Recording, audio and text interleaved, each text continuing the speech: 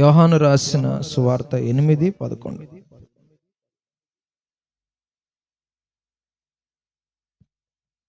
యోహాను రాసిన సువార్త 8:11.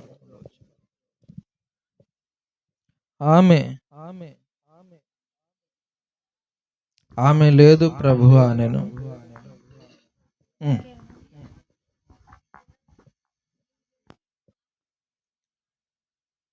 నీవు వెళ్ళి ఇక పాపము చేయొద్దు అని చెప్పాడు. ఏమని చెప్పాడు చెప్పండి? ఇక పాపం చేయొద్దని. ఎలాగా? నీవు వెళ్ళి ఇక పాపం చేయొద్దు. సందర్భం చెప్తాను, వినండి జాగ్రత్తగా. ఒక ఆవిడ వ్యభిచారం చేసి రెడ్ హ్యాండెడ్గా దొరికింది. ఆమెని పట్టుకున్న వాళ్ళందరూ కూడా యేసయ్య దగ్గరికి తీసుకొచ్చారు. మా ధర్మశాస్త్రం ఏమైనా రాళ్లతో కొట్టమంది, నువ్వేమంటావు అని అడగడానికి వచ్చారు. అప్పుడు యేసు ప్రభు వాళ్ళందరినీ చూసి అన్నారు, ఓకే, ధర్మశాస్త్రం ఎలా చెప్తే అలా చేయండి. కొడతారా? కొట్టండి. అయితే ఓ పని చేయండి, మీలో పాపం లేనివాడు మొదటి రాయి వేయొచ్చు, ఆ తర్వాత ఎవరైనా రాళ్ళు వేసి ఆవిడని కొట్టొచ్చు అంటే ఇప్పుడు వాళ్ళందరూ అక్కడి నుంచి వెళ్ళిపోయారు. చిన్నను మొదలుకొని పెద్దల వరకు అందరూ కూడా మనస్సాక్షి చేత గద్దింపబడిన వారే అక్కడి నుంచి వెళ్ళిపోవడం జరిగింది. అప్పటికి యేసు ప్రభు నేల మీద ఏంటో రాసుకుంటున్నాడు ఆయన. ఈవిడ ఒక్కటే మిగిలిపోతే దేవుడు అన్నాడు, యేసయ్య ఆమెను చూసి అడిగాడు, అమ్మ ఎవరో నేను శిక్షించలేదా అంటే ఆవిడ అంటది, లేదు ప్రభు లేదు. అంటే ఆయన అంటాడు, నేను కూడా నీకు శిక్ష విధించను అని చెప్పారు. అలా చెప్తూ ఆమెకి విడుదల, విమోచన, పాప క్షమాపణ అన్నీ ఇచ్చారు. కాకపోతే ఆమెకు ఒక హెచ్చరిక ఏంటంటే, ఇకను పాపము, ఇది రావట్లేదు, ఇకను పాపము, అందరూ అనండి ఒకసారి, ఇకను పాపము. ఏముంది అక్కడ చెప్పండి? ఇకను పాపము చేయొద్దు అని చెప్పాడు. ఇప్పటిదాకా చేసావు. రాళ్లతో కొట్టడానికి వస్తే కాపాడాడు కాబట్టి తప్పు చేయొచ్చేమో, పాపం చేయనోడు ఎవడున్నాడు అని ఒకవేళ ఆవిడ అనుకుంటదేమో. ఆవిడికి ఉపశమనం, పాప క్షమాపణ ఇస్తూనే ఆయన ఒక హెచ్చరిక ఇస్తున్నాడు. అదేంటంటే, ఇకను పాపము చేయవద్దు అనండి అందరు, ఇకను పాపము చేయవద్దు. దాని అర్థం ఏంటంటే,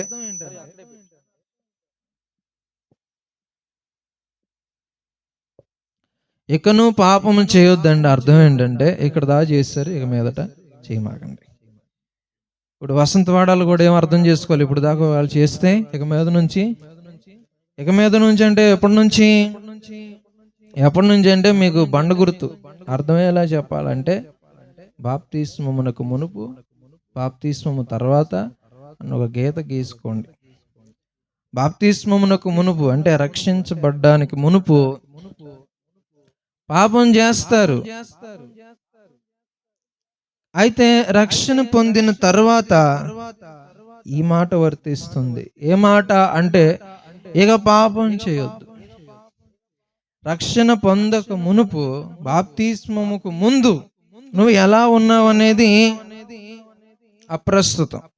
ప్రస్తుతానికి ప్రాముఖ్యం ఏంటంటే, పాటించదగ్గ విషయం, తప్పనిసరిగా అవలంబించాల్సినటువంటి మాట ఏంటంటే, ఇక మీద నువ్వు పాపం చేయకూడదు. ఎప్పటి నుంచి? రక్షణ పొందిన తర్వాత నువ్వు చేయకూడదు. చేస్తే ఏమవుద్ది? అంతకుముందు రాళ్లతో కొట్టడానికి వస్తే కాపాడింది ఆయనే. ఇక మీదట పాపం చేయొద్దు అన్నారు ఆయన. చేస్తే ఏమవుద్దంట? ఇప్పుడు బాప్తిస్మం పొందిన తర్వాత, రక్షణ పొందిన తర్వాత పాపం చేస్తే ఏమవుద్దంట? ఒకవేళ మీకు ఆ సందేహం వచ్చిందో రాలేదో కానీ దేవుడి బిడ్డలారా జాగ్రత్తగా వినాలి. ఒకవేళ వస్తే ఈ నా మాటలు మీకు ఇప్పుడు అర్థమవుతాయి, బోధపడతాయి. చేస్తే ఏమవుద్ది అనే దానికి మనకు సమాధానం ఇంకొక వాక్యంలో ఇదే అధ్యాయంలో దొరుకుద్ది. యోహాను సువార్త 5:14లోనికి మీరు వెళ్తే, యోహాను రాసినటువంటి సువార్త 5వ అధ్యాయం 14 వచనం.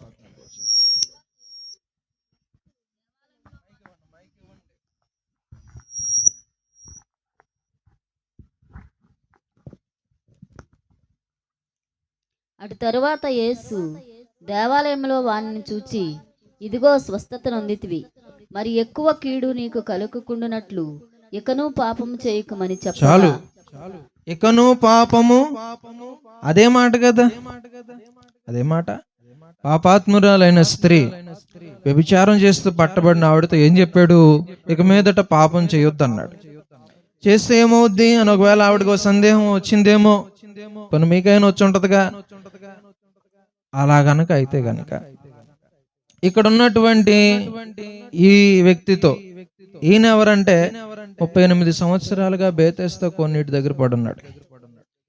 ఆ బేతెస్తా కోనేటిని, అందులో ఉన్న నీళ్లను దేవదూత ఆయా సమయములలో కదిలిస్తే, అందులో దేవదూత కదిలించినప్పుడు నీళ్లను అందులో పడినోడు బాగుపడతాడు అనేటటువంటి ఒక నానుడు ఉంది. అది అలా జరుగుతుందంట. బోలెడంత మంది రోగులు కూడా అక్కడ ఉన్నారని రాస్తుంది బైబిల్లో.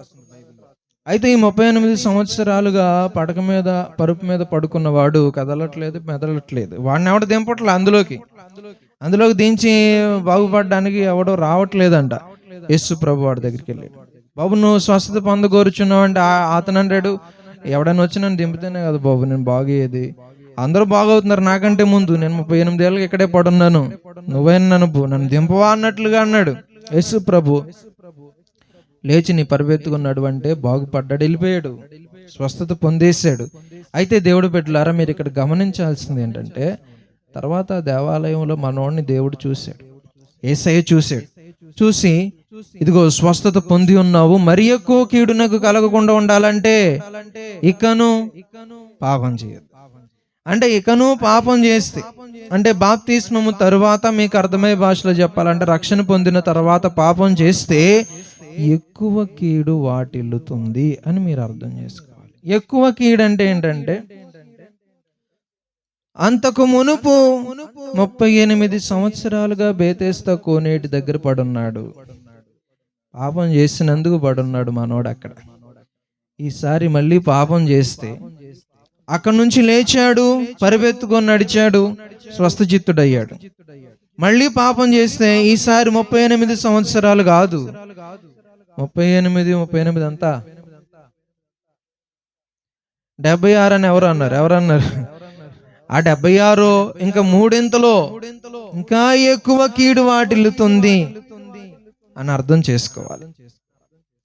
పాపం చేస్తున్న వాళ్ళు, పాప విమోచన పొందామనుకునే వాళ్ళు, దేవుని నమ్ముకున్న వాళ్ళు, యేసు ప్రభు అంటే ఎంతో కొంత తెలిసిన వాళ్ళు, పాపం చేయకూడదనే స్పృహ అయితే అందరికీ ఉంది. అయినా చేస్తే ఏం జరుగుద్దో చెప్తున్నా, మరి ఎక్కువ కీడు వస్తుంది. ఇక ఇంతకు మునుపు జరిగినటువంటి నాశనానికి ఎన్నో ఎక్కువ రెట్ల నాశనాన్ని చవి చూడాల్సినటువంటి దాష్టీకానికి నువ్వు దిగజారిపోతావని అర్థం చేసుకోవాలి. రాత్రి జైలుకి వెళ్ళినోడిని ఏమంటారు చెప్పండి?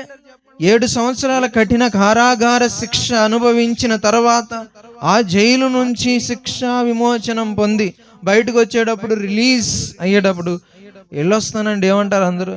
వెళ్ళు, మళ్ళీ రావద్దు, మళ్ళీ మర్డర్ చెయ్యొద్దు, మళ్ళీ ఏ నేరము చెయ్యొద్దు. ఎందుకంటే ఈసారి వస్తే బయటికి పోవు. అందుకనే ఇక మళ్ళీ తప్పు చేయమాకరా, ఏ నేరం చేయమాకరా, బుద్ధిగా ఉండు అని చెప్పడానికే ఆడిని అన్ని సంవత్సరాలు జైల్లో ఉంచారు. కానీ అదొక ఆనందం ఏం కాదు వాళ్ళకి. అంటే పాపం చేస్తే నీకు వచ్చినటువంటి నాశనమైన, రోగమైన, అవమానమైన దేవుడు ముందే తీయగలడు. కానీ నువ్వు ఎంతో కాలం అనుభవించేలా చేశాడు. ఎందుకంటే నీకు బుద్ధి రావాలని. తర్వాత నిన్ను ఏ శిక్ష విధించకుండా అందులో నుంచి బయటికి తీసుకొచ్చేది చేసుకో అని లైసెన్స్ ఇవ్వడం కాదు అది. ఇక మీదట చేస్తే మరింత ఘోరముగా నీ స్థితి మారిపోతుంది. దీన్ని మీకు అర్థమయ్యేలా చెప్తాను. చూడండి ఒకసారి, మీరు పేతురు రాసినటువంటి 2వ పత్రిక అనుకుంటా, 2వ పత్రిక 2వ అధ్యాయం 20వ వచనం నుంచి చూడండి.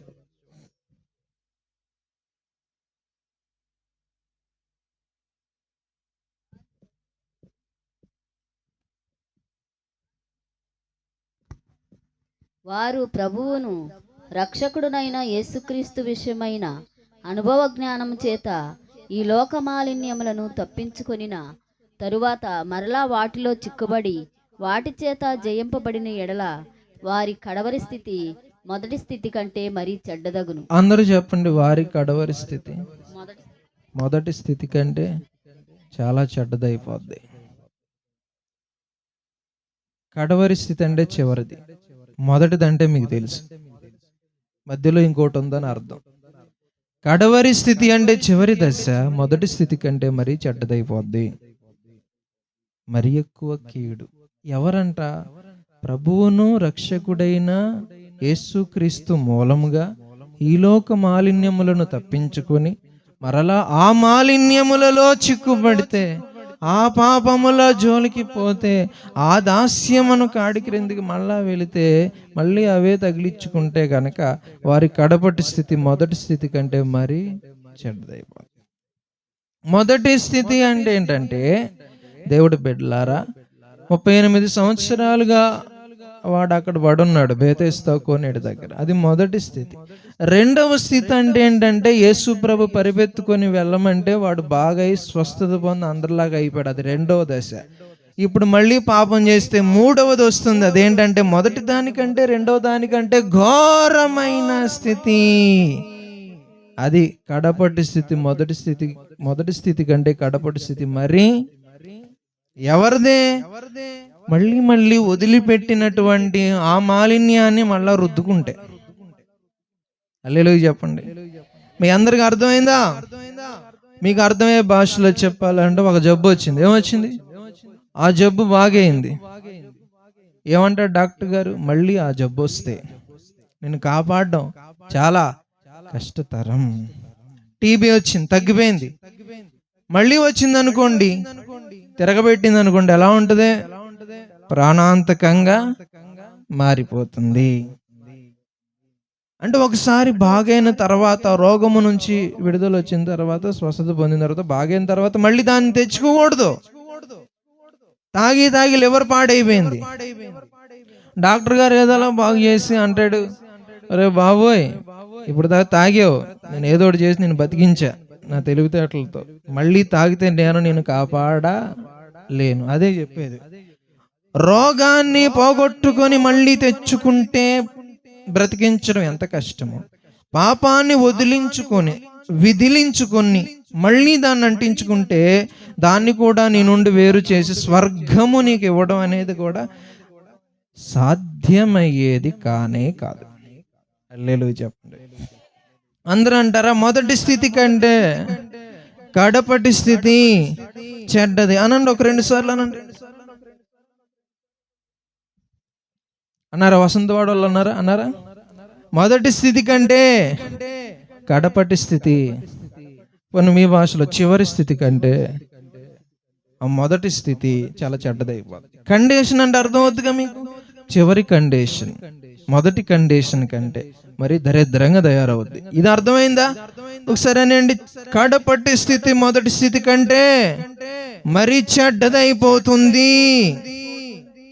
గుర్తుంది ఇక్కడ? ఎందుకు అలా అవుద్ది?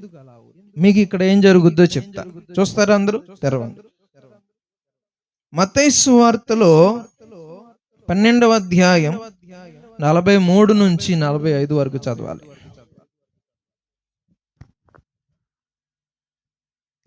అపవిత్రాత్మ ఒక మనిషిని వదిలిపోయిన తరువాత అది విశ్రాంతి వెతుకుచు నీరు లేని చోట్ల తిరుగుచుండును. విశ్రాంతి దొరకనందున నేను వదిలి వచ్చిన నా ఇంటికి తిరిగి వెళ్ళుదును అనుకొని వచ్చి ఆ ఇంట ఎవరునూ లేక అది ఊడ్చి అమర్చిండుట చూచి వెళ్ళి తనకంటే చెడ్డవైన మరి 7 దయ్యములను వెంట పెట్టుకొని వచ్చును.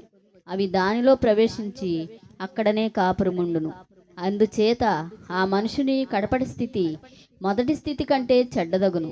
అలాగే ఈ ఉందా? ఇక్కడ కూడా ఉందా మాట? అందుకని ఆ మనుషుని కడపటి స్థితి మొదటి స్థితి కంటే మరి. ఎందుకని? అక్కడ పేతురు అన్నమాట, ఇక్కడ ఎవరన్నారు? దేవుడు యేసు ప్రభు అన్నాడు. ఎందుకని అలా కడపటి స్థితి మొదటి స్థితి కంటే చెడ్డదైపోద్దో పేతురు చెప్పలా. పాపం చేస్తే మళ్ళీ వదిలిపెట్టిన దాని జోలికి వెళ్ళి అలా అవుద్దని పేతురు చెప్పాడు. అసలు అలా ఎందుకు అవుద్ది అనేది యేసు ప్రభు చెప్పాడు. ఎందుకు అలా జరుగుద్దంటే, ఒక మనిషిని ఒక అపవిత్ర ఆత్మ వదిలిపెట్టేసిన తర్వాత అది వేరే మనుషుల్లో ప్రవేశించాలని చూస్తుందట. కానీ దానికి ఎక్కడ చోటు దొరకకపోవడం ద్వారా అది అనుకుంటదంట, నేను వదిలి వచ్చినటువంటి ఆమెలోనికి మరలా వెళ్ళాలి అని.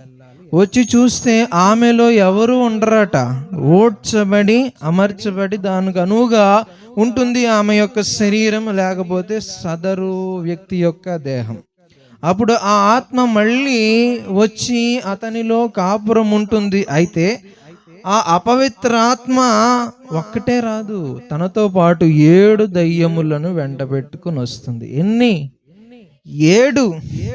మొత్తం ఎన్ని వస్తాయి? 8. తనకంటే చెడ్డ దయ్యాలంట ఆ 7 కూడా.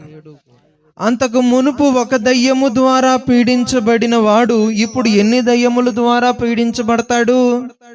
ఎన్ని దయ్యాలు? ఎన్ని అపవిత్రాత్మలు? 8 అపవిత్రాత్మల ద్వారా పీడింపబడేవాడి స్థితి ఇంకెంత ఘోరంగా ఉంటది. హల్లెలూయా చెప్పట్లా. మొదట ఒక దయ్యం ద్వారా విలవిలలాడిన వారు విడుదల పొందితే, దయ్యం పోతే, బాగుపడితే బాగానే ఉన్నారు. మళ్ళీ పాపం చేస్తే ఆ దయ్యము ఇంకొక 7 దయ్యాలను వెంట పెట్టుకొని నీలోనికి వచ్చి అక్కడే కాపురం ఉంటుందని ఇక్కడ లేఖనం చెప్తుంది. దానికంటే చెడ్డవైన మరి 7 దయ్యాలట. మొత్తం అన్ని 8 దయ్యాలట. ఈ 8 అక్కడ కాపురం ఉంటే వాడి పరిస్థితి ఇంకంత దారుణంగా ఉంటుందో మీరు ఊహించుకోండి. అర్థమైందా? హలో, అర్థమైందా? ఒక జబ్బు వచ్చింది చెప్పండి అండి. ఒక జబ్బు వచ్చినప్పుడు ఆ జబ్బు ద్వారా పడే బాధ అంతా ఇంత కాదు. ఆ జబ్బు నుంచి విడుదల పొందిన తర్వాత దాని తాలూకు ఒక 7-8 జబ్బులు వస్తే ఎలా ఉంటుంది మీరు చెప్పండి. ఒక జబ్బుతోనే కష్టపడుతున్న మనకి 8 జబ్బులతో ఏగడం సులువు అంటారా? పోనీ ఒక ఒంట్లో ఒక జబ్బు ఉందండి ఎవరికైనా, అట్లాంటిది 8 జబ్బులు వచ్చేసినాయి. ఒక దాంతో పడడమే చాలా కష్టం అంటే 8 జబ్బులతో పడడం ఇంకెంత కష్టం? బాగవుతాడా? బాగా అవడం. కరోనా వచ్చింది ఎవరికి? అందరికీ వచ్చింది కరోనా. మళ్ళీ వస్తుందని అంటున్నారు. జాగ్రత్తగా ఉండాలేమో మరి. కరోనా వచ్చిందని ఎస్పి బాలసుబ్రహ్మణ్యం హాస్పిటల్లో చేరాడు. అక్కడ చేరి ఆయన చెప్పాడు, నాకు కరోనా వచ్చింది అన్నాడు. హాస్పిటల్లో ఉన్నాడు, కరోనా పోయిందంట, బాగా అయిపోయాడు. కానీ చచ్చిపోయాడు. ఎందుకు చచ్చిపోయాడు? ఆయన కరోనాతో పాటు ఇంకా మరికొన్ని జబ్బులు ఉన్నాయంట ఒంట్లో, షుగర్లో, బీపీలు అవన్నీ ఉంటాయి కదా. ఈ కరోనాకి ఇచ్చిన మందుల ద్వారా షుగర్లో, బీపీలు పెరిగిపోయి చచ్చిపోయాడు. కరోనాను తగ్గించే ముందు వేరే జబ్బులను ఏం చేసిందంటారు? పెంచి పడేసింది. అంటే ఒక ఒంట్లో ఒకటి కంటే ఎక్కువ జబ్బులు ఉంటే దాన్ని కాంప్లికేషన్స్ అంటారు. ఒక దానికి ఇచ్చే మందు ఒక జబ్బును తగ్గిస్తే ఇంకో జబ్బును పెంచుద్ది. అట్లాగా ఒక జబ్బును నయం చేయడమే కష్టం అనుకున్నప్పుడు అనేకమైనటువంటి జబ్బులు నయం చేయడం ఇంకెంత కష్టం అండి. ఒకదాన్ని తగ్గిస్తే ఇంకోటి పెరిగిపోద్ది అనమాట. అచ్చం అట్లాగే ఒక పాపాన్ని వదిలించుకున్నవాడు మళ్ళా దాన్ని తగిలించుకుంటే అది ఒక్కటే రాదు, 7-8 వస్తాయి. అప్పుడు వాడిని బాగు చేయడం సులువు కానే కాదు. మీ అందరికి అర్థమైంది. అందుకనే వదిలిపెట్టిన పాపాలతో ఆటలు ఆడడం మంచిది కాదు. అది మీరు తెలుసుకోవాలి. మరికొన్ని మాటలు మీకు నేను చెప్తాను. ఒక దయ్యం వెళ్ళిపోయి ఎన్ని దయ్యాలు వచ్చాయమ్మా? 8 దయ్యాలు వచ్చాయి. ఇప్పుడు లోకా సువార్త చూద్దాం. లోకా 8 చూడండి, 2వ వాక్యము 2 నుంచి చూడండి. 12 మంది శిష్యులను, అపవిత్రాత్మలను, వ్యాధులను పోగొట్టబడిన కొందరు స్త్రీలను, అనగా 7 దయ్యములు వదిలిపోయిన మగ్దలేనే అనబడిన మరి. ఎన్ని దయ్యాలు వదిలిపోయినంట మగ్దలేనే మరి నుంచి?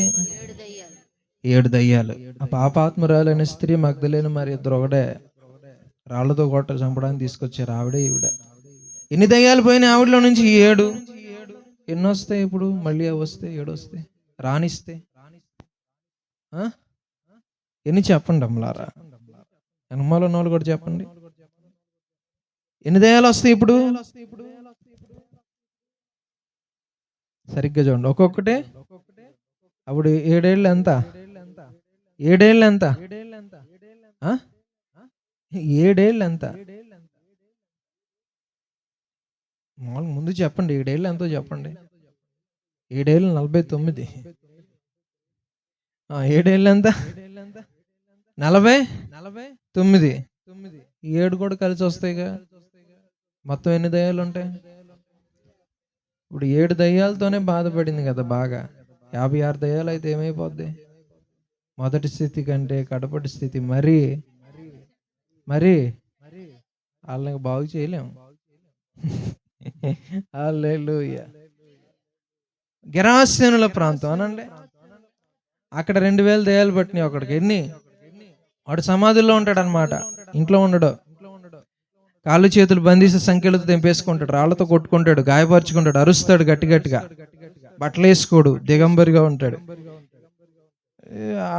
అరణ్యంలోకి వెళ్ళిపోతుంటాడు, నానా రకాలుగా ఉన్నాడు.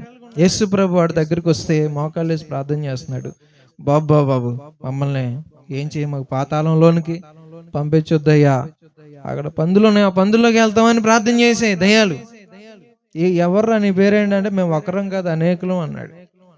వాడిలో నుంచి దయ్యాలు వెళ్తే పందుల్లోకి 2000 పందులు చచ్చిపోయినాయి అంటే. ఎన్ని? ప్రపాతమున వెళ్ళి సముద్రంలో పడి చచ్చినారు 2000 పందులు. అంటే ఎన్ని దయ్యాలు ఉన్నట్లు అక్కడ? 2000, అంతకంటే ఎక్కువ. ఎందుకంటే ఒక దయ్యంలో 2 ఉంటాయి కానీ 2 పందుల్లో ఒక పందులో 2 దయ్యాలు ఉంటాయి కానీ 2 పందులు ఒకటైతే ఉండదుగా. అంటే 2000, అంతకంటే మనం 2000 అనుకుందాం. ఇప్పుడు 2000 దయ్యాలు పోయాయి, తిరిగి వస్తే ఎన్ని దయ్యాలు వస్తాయి? ఏం లెక్కేయండి, ఎన్ని వసంతవాడు సరిపోద్దా? ఎన్ని దయ్యాలు వస్తాయి? 2000 పోయినాయి అమ్మా. ఎన్ని వస్తాయి అమ్మా తిరిగి? 4000 కాదు, వానాకాలం లెక్కలేస్తున్నారు. ఎన్ని దయ్యాలు వస్తాయి? ఒక్కొక్కటి ఎన్ని అవుతుంది? 2000 ఇంటూ 7 అయ్యింది. 7 2000 ఎంత? 7 రెళ్ళు ఎంతమ్మా? 14,000. 14,000 మళ్ళీ 2000 కూడా వస్తాయా? మొత్తం ఎన్ని? అందుకే 16,000 16,000 దయ్యాలు. 2,000 దయ్యాలకే వీడు బట్టలు తీసేసి రాళ్ళతో కొట్టుకొని సంఖ్యలతో బంధిస్తే దారం తెంపినట్టు తెంపేసాడు. సమాధుల్లో ఉంటాడు, అడవుల్లో తిరుగుతాడు, అరుస్తాడు. ఇప్పుడు 16,000 దయ్యాలైతే మొదటి స్థితి కంటే కడపటి స్థితి. 2,000 రోగాలు ఎక్కడ? 16,000 రోగాలు ఎక్కడ? 7 రోగాలు ఎక్కడ? 56 రోగాలు ఎక్కడ? ఒక రోగం ఎక్కడ? 7 రోగాలు ఎక్కడ? అందుకని నేను మీ అందరికీ చెప్పేది ఏంటంటే, దేవుడి బిడ్డలారా, పాపము పిల్లల్ని పెట్టుకుంటది. మీరు దాంతో ఆటలు ఆడవద్దు. వాడు బట్టలు వేసుకున్నాడా? బట్టలు వేసుకున్న వాళ్ళందరికీ ఏం పట్టినట్టు మీరు చెప్పండి. ఆడవాళ్ళు కొందరు బట్టలు వేసుకుంటారా? సరిగ్గా వేసుకుంటారా? వేసుకోరు. ఇప్పుడు వెనకాల జీతి అదేంటో మరి, బ్లౌజులు భయంకరంగా వెనకాల కుట్టించుకుంటారు కోడిగుడ్డ ఆకారంలో. నేను అనుకుంటాను, ఇస్త్రీ చేసుకునేటప్పుడు ఇస్త్రీ పెట్టికి ఆ బ్లౌజు ఆమె బ్లౌజు ఇస్త్రీ పెట్టి కతుక్కుపోయింది. మరి లేదంటే టైలరే తినేసాడో, సగం మొక్క మింగేసాడేమో ఇస్తే అలా కుట్టించుకుంటారు. వీళ్ళకి ఏం పట్టినట్టండి? వీళ్ళకి దయ్యం పట్టిందా? అలాంటి వాళ్ళు ఎవరైనా ఉన్నారు ఇక్కడ? లేరు. మగపిల్లలు కూడా సరిగ్గా వేసుకోరు బట్టలు. మగపిల్లలు కూడా రాత్రి అయితే ఈ చెవులోటి ఇయర్ ఫోన్స్ పెట్టించుకున్నాడు, నిక్కర్ వేసుకొని వీధుల్లో వెళ్తాడండి పరిగెత్తుకుంటా. ఇంకొంతమంది అయితే చిరిగిపోయిన జీన్స్ ప్యాంట్లు మోకాళ్ళ దగ్గర చింపేసుకొని ఆడు టాన్ జీన్స్ అని 3,000 4,000 పెట్టుకున్నాడు. ఆ టాన్ జీన్స్ ఎలా తయారవు తెలుసా? సింహాలు ఒక బంతికి చుట్టేసి ఆ జీన్స్ ప్యాంటు మామూలుది సింహాలు బోన్లు వేసేస్తాయి, కొరుక్కొని తింటే అంట. అలాగా తయారైంది, మోకాళ్ళ దగ్గర చిరిగిపోయింది. అది డిజైన్. అర్థమైందా మీకు? అది ఒక ఒక దయ్యం పట్టినటువంటి చేష్టలు అవన్నీ. బట్టలు సరిగ్గా వేసుకోకపోవడం, ఇక్కడ దాకా గుండీలు పెట్టకపోవడం, ఏమండి ఏంటో ఇలా ఇక్కడ తీసేసి ఇలా వెళ్తూ ఉంటాడు. ఇవన్నీ ఏ చేష్టలు చెప్పండి? దయ్యం పట్టిన చేష్టలు, దయ్యం పట్టిన స్టైళ్ళు. మన వాళ్ళు ఈ మధ్య చుట్టూరు తీసేస్తున్నారు, ఇలాగా తీసేసి ఇక్కడ పెంచుతారు, ఇలా చుట్టూరు తీసేసి ఇక్కడ అది తపేలా బోర్లించినట్లు ఉంటుంది ఇక్కడ పైన. ఆడికి అది స్టైల్, చూస్తుంటేనే వాంతి వస్తుంది ఆడిని చూస్తుంటే. ఇవన్నీ ఏ చేష్టలు అమ్మ? ఇవి దయ్యములు పట్టినటువంటి చేష్టలు. వాడు చేసాడు అదే, బట్టలు వేసుకోకుండా రాళ్ళతో కొట్టుకొని ఇక రకరకాలుగా. మన వాళ్ళకు అప్పుడప్పుడు మెంటలు వచ్చి కొట్టుకుంటారు ఇలా, ఎలాగా తల మీద కొట్టుకుంటారు, చేతులు కోసుకుంటారు, గోడకేసి గుద్దుకుంటారు. వీళ్ళందరికీ ఏం పట్టినట్టు? మెంటల్ దయ్యం పట్టింది. ఏ దయ్యం? సో కడపట్టి స్థితి మొదటి స్థితి కంటే ఏమైపోద్ది? చెడ్డదనే మాట గుర్తుందా మీ అందరికి? చెడ్డదనే మాట గుర్తుంటుందా? చెడ్డది అన్నారా? ఇప్పుడు చెప్పండి, ఎందుకు చెడ్డది అవుద్దో చెప్పనా? దానికంటే మరి చెడ్డవైన దయ్యాలని ఉంది అక్కడ, అవునా కదా? చదువుతారు కావాలంటే ఆ మాట. దానికంటే 45వ వాక్యంలో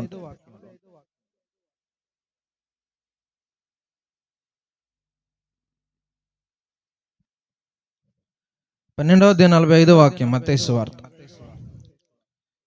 12:45.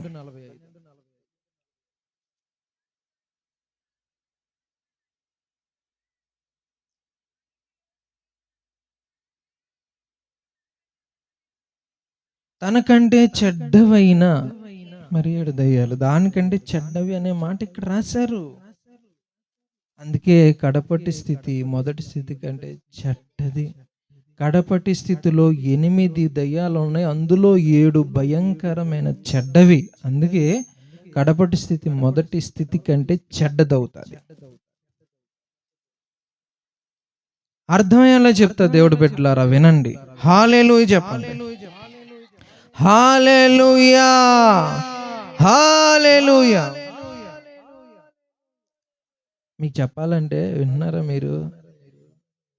పేతురు రాసిన పత్రిక చదివారు, 2వ అధ్యాయం 2వ పత్రిక 20వ వచనం చదివారు కదా? ఆ 20వ వచనం మళ్ళీ స్పీడ్గా చదివి దాని కొనసాగింపు చదవండి, ఒక 2-3 వాక్యాలు.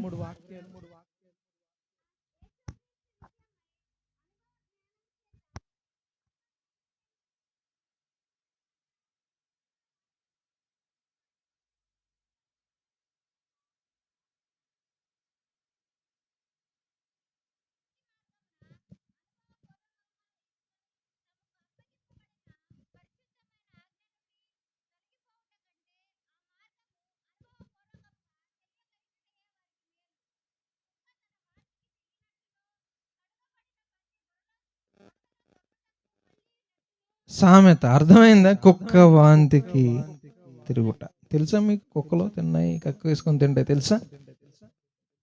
ఇప్పుడు వదిలిపెట్టిన పాపాన్ని మళ్ళీ చేసేవాళ్ళు కుక్కలతో. మీరు చెప్పండి అమ్మ, ఒప్పుకోండి. కుక్కలతో ఎవరో వదిలిపెట్టిన పాపం, కక్కేసిన వాంతి. కక్కిన కుక్క వదిలిపెట్టిన పాపాన్ని మరలా చేసేవాళ్ళు. ఇప్పుడు అలాంటి వాళ్ళు ఎవరున్నారు? చేతులు ఎత్తమన్నాం. కానీ చెప్పండి, వదిలేసిన పాపాన్ని కక్కేసిన వాంతితో సమానంగా చూస్తే, వదిలేసిన పాపాన్ని చేసే వాళ్ళని కుక్కతోనే కదా సమానంగా చూడాలి. పౌలు అదే అన్నారు పేతురు గారు ఇక్కడ, వదిలేసిన పాపాలను చేస్తారు, కడపటి స్థితి మొదటి స్థితి చెడ్డదవుద్ది. అందుకనే కుక్క తన వాంతికి తిరిగినట్లు, కడగబడిన పంది బురదలో పొర్లినట్లు అనేటటువంటి సామెత వారికి వర్తిస్తుంది అన్నాడు. చూసారా? విన్నారా? మీరేం అర్థం చేసుకోవాలి? ఇప్పుడు కుక్క తిన్నది కక్కింది, మళ్ళీ అదే తింటుంది, దానికి మనసు ఒప్పదేమో మరి. బాగా ఆలోచించండి. ఇప్పుడు ఒకసారి కుక్క తిన్నది వాంతి అయిందంటే దాని శరీరానికి అది పడినట్లా పడనట్లా? అవునా? జాగ్రత్తగా ఆలోచించండి. ఇప్పుడు మనం ఉన్నాం, మనకి వాంతులు అవుతాయి కదా. ఫుడ్ పాయిజన్ అయితే మన బాడీలో ఉండదు ఫుడ్, వాంతులు అయిపోతాయి, అప్పుడు రిలీఫ్ వస్తుంది మనకి. అంటే ఎప్పుడైనా కొంచెం తినకూడనివి ఈ నూడిల్స్ ఈ గడ్డి గాదని తినేస్తారు కదా మనోళ్ళు. అట్లాంటిది ఏదైనా తింటే మనకి లోపల తిప్పేసినట్లుండి వాంతులు అవడము, మోషన్స్ అవడం జరుగుతాయి. వాంతులు అయ్యాయి అంటే అది మనం ఒంటికి పడినట్లా పడనట్లా? చెడ్డదా మంచిదా ఫుడ్ అది? అవునా? కక్కేశారు. ఎక్కడ కక్కారు? భూమిలో కక్కేశారు. ఇప్పుడు అందులోకి పురుగులు వస్తాయా రావా? బ్యాక్టీరియా వస్తుందా రాదా? ఇంకా ప్రమాదకరంగా విషపూరితంగా అది మారుతుందా మారదా? మరి ఇప్పుడు అది మళ్ళీ తింటే ఇంకా చెడ్డదైపోద్దా లేదా స్థితి? కడపటి స్థితి మొదటి స్థితి కంటే చెడ్డదవుద్దా లేదా? అది ఎంత నిజమో, వదిలిపెట్టిన పాపమును మరలా చేస్తే ఇంకా దారుణంగా నువ్వు పనికి రాకుండా పోతావు అనేది కూడా నిజం. హల్లెలూయా చెప్పండి. అర్థమవుతుంది ఏంటి? కుక్కలు చెప్పండి, పందులు, కుక్కలు, పందులు, ఎవరో సిగ్గు లేదా? కడిగామా? కడిగితే మళ్ళా పద్దాగెళ్ళి బురదలో దొలుతారండి. కక్కేసావు. ఇప్పుడు మనోళ్ళు అప్పుడప్పుడు ఏం చేస్తారనుకున్నారు? ఏంటి మందులు ఏంటి అవి? పురుగుల మందులు చెప్పండి, బొద్దింకల మందులు, ఇంకేమున్నాయి మందులు చెప్పండి, గడ్డి మందు, ఏవో మందులు ఉన్నాయి, యూరియా ఏ ఉంటాయి కదా, తాగుతారు మనోళ్ళు. తాగిన దాన్ని డాక్టర్లు కింద మీద పడి సర్ఫ్ వాటర్ అవి ఇవి పైపులు పెట్టి లోపలికి పంపి బయటికి లాగుతారా? కక్కిస్తారా? కక్కిచ్చిన దాన్ని మరలా తింటే ఎలా ఉంటది? ఒళ్ళు మండుద్దా మండదా? కష్టపడి కడిగితే శుభ్రం చేస్తే కక్కిస్తే మళ్ళీ బురదలో దొరుకుతావా? మళ్ళీ కక్కేసిందని తింటావా? కోపం వస్తుందా రాదా? హల్లెలూయా చెప్పండి. అంత దారుణం పాపం, వదిలిపెట్టిన పాపం మళ్ళీ చేస్తే అంత ఘోరంగా ఉంటుంది. అప్పుడు మిమ్మల్ని మనుషులు అనకూడదు, ఏమనాలి? కుక్కలు, పందులు. కుక్కలు పరలోక రాజ్యంలో ఉండవని ప్రకటన గ్రంథంలో ఉందా లేదా? ఏ కుక్కలో? ఈ కుక్కలే. ఏ కుక్కలు? ఈ కుక్కలు వసంతవాడలో ఉంటాయి, తోటగూడెంలో ఉంటాయి, పెదపాడులో ఉంటాయి, జంక్షన్లో ఉంటాయి, జ్యోతినగర్లో ఉంటాయి, అమెరికాలో ఉంటాయి, అన్ని చోట్ల ఉండేది ఏ కుక్కలో? ఈ కుక్కలే. ఈ కుక్కలు అన్నిటికంటే ఎక్కువ చర్చిలో ఉంటాయి. ఈ కుక్కలు ఎక్కడుండి అమ్మా? అందుకని అనేది కుక్కలు చర్చిలో కుక్క అంటావేంటండి అంటే నేనన్నానా బైబిల్ అందా? ఎవరన్నారు? సో వదిలిపెట్టిన పాపం జోలికి వెళ్ళే కక్కుర్తి మనకుందా? ఆ బుద్ధి మనకుంటే గనక మనం ఎవరము? కుక్కలము. సో అనిపించుకోవడం మీకు అంత సరదాగా ఉందా? మరేం చేయాలి మీరు ఇప్పుడు? ఏం చేయాలా? వదిలేయండి. మళ్ళీ కక్కుర్తి కొంతమందికి వదలలేరు దాన్ని. సినిమాలా, వ్యభిచారమా, తాగుడా, సిగరెట్లా, ఏదైనా సరే దాన్ని వదలలేరండి. కొంతమందికి సెకండ్ సెటప్లు ఉంటాయి. చెప్పండి ఏ సెటప్లు? వదలలేడు. ఒరే వదిలేరా బాబు అన్నా సరే వదలగలడా? ఆడు వదలలేడు. అరే నువ్వు నీ బతుకు నాశనం అయిపోద్దురా, అమ్మాయికి ఎయిడ్స్ వచ్చేసిందిరా, నువ్వు చచ్చిపోతావంటే ఈడెవడీడు కక్కుర్తోటి వదులుతాడు? వదలలేడు. అరే తాగి ఏదో అయిపోతుందో వదలరా అంటే ఫ్రీగా వస్తే ఫినాయిల్ కూడా తాగేస్తారు. చెప్పండి ఏం తాగేస్తారు? ఈ తాగుబోతోళ్ళు తెలుసా? ఫ్రీగా వస్తే ఫినాయిల్ కూడా తాగేస్తారు. అంటే ఏంటి? ఫ్రీగా పెళ్ళిళ్ళకి పేరెంటాలకి వెళ్ళినప్పుడు అక్కడ తాగుబోతు మందు బాబులు ఉంటారు కదా, వాళ్ళు మామూలు కష్టం వచ్చిన డబ్బులు ఎవరు కానీ ఇలాంటప్పుడు బావా రా బావా అని చెప్పి తీసుకెళ్ళి మొత్తం అందరూ మందుబాబులు అందరూ కలిసి తెగ తాగేస్తారు.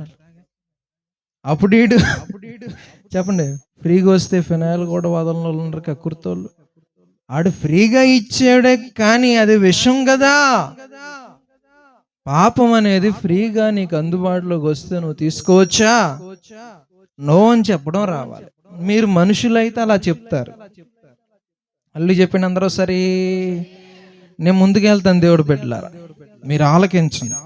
నేను కుక్క గురించి ఎందుకు ఎంత గట్టిగా చెప్తున్నానంటే దాని కుక్క స్వభావం దురాశ, కక్కుర్తి, పాపాన్ని వదలలేని కక్కుర్తోళ్ళు ఉన్నారు.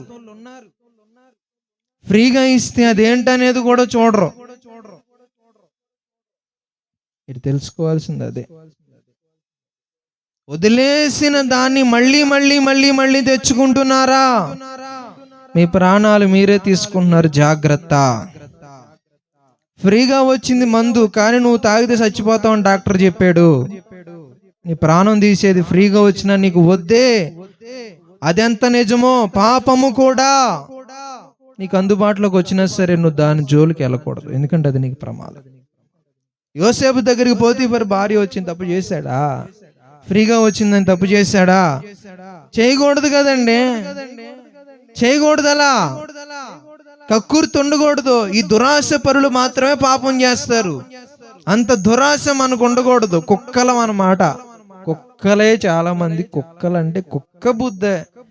ఆ కుక్క సొంగ కార్చుకున్నట్లుగా కొంతమంది అట్లా చచ్చిపోతారు. వాళ్ళకు నోరు ఊరిపోద్ది అన్నమాట. అంత దురాశ పరులు. కరువోళ్ళు తిండిపోతాలని మనం అంటామే, పాపానికి కరువాసిపోయిన వాళ్ళు. ఆ పాపం కనబడితే చాలు సొంగ కార్చేస్తారు. చిచ్చి చిచ్చి దరిద్రం అని. అక్కడ గేదెలో తాగుతున్నాయి, కుడితే నువ్వు తాగుతున్నావురా మందు. తేడా ఉందా లేదా? లేదు. బురదలో దొర్లుతారు. దాని విలువ. చిన్నపిల్లవాడికి మీరు స్నానం చేపిస్తారు, ఆడు మళ్ళీ అందులోనే పడతాడు.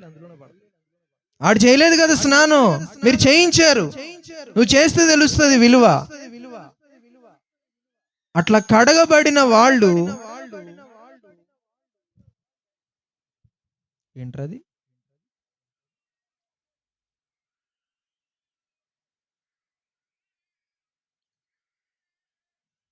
అరే రే, నీ ప్రాణం తీసేయర్రు ఎవరు? రే రే రే రే రే అల్లు చెప్పండి అందరూ సరే కాదండి. మీకు అర్థమైందా? కక్కుర్తి వద్దే, వద్దు. ఫ్రీగా వస్తే వద్దు. ముందుకెళ్తాను నేను. చూడండి జాగ్రత్త. ఇప్పుడు చెప్పండి, బాప్తిస్మం పొందిన తర్వాత మీరు ఏ పాపం చేయలేదా? చేశారా చేయలేదా? చేశారా చేయలేదా? క్షమాపణ ఉందా మీకు?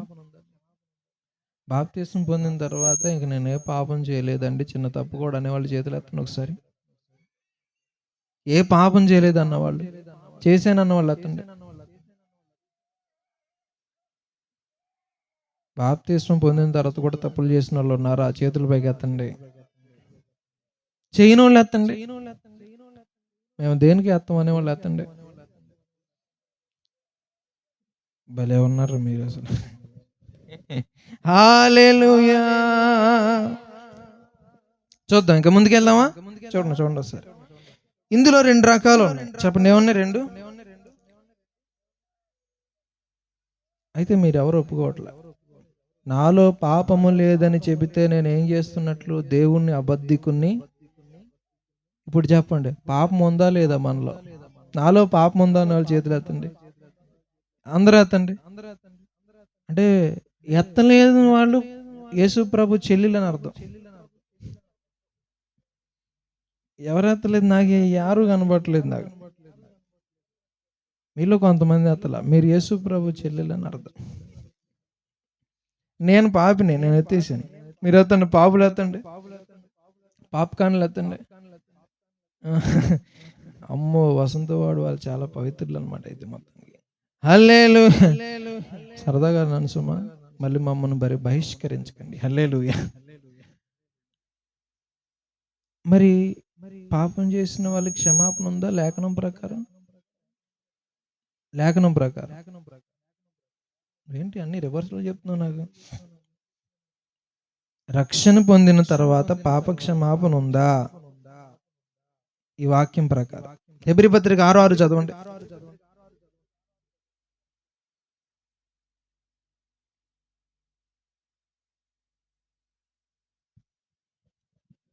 హెబ్రీయులకు రాసిన పత్రిక 6:6.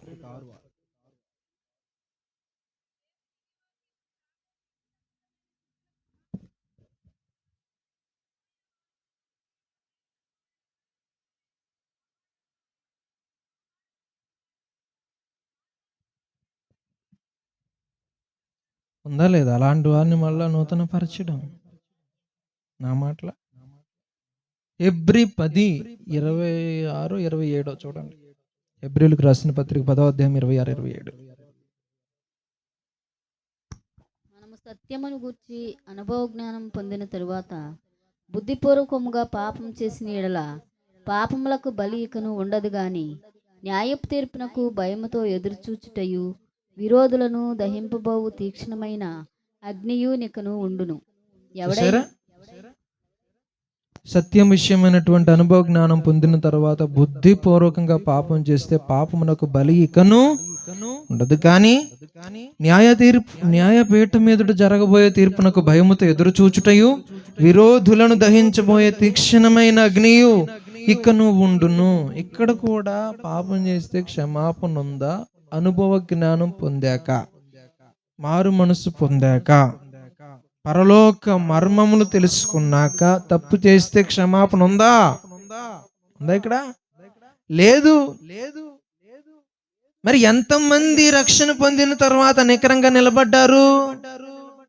చేతులు ఎత్తండి ఇప్పుడు ఒకసారి. ఒక్క పాపం చేయలేదు అన్నవాళ్ళు, చేసామన్న వాళ్ళు ఎత్తండి.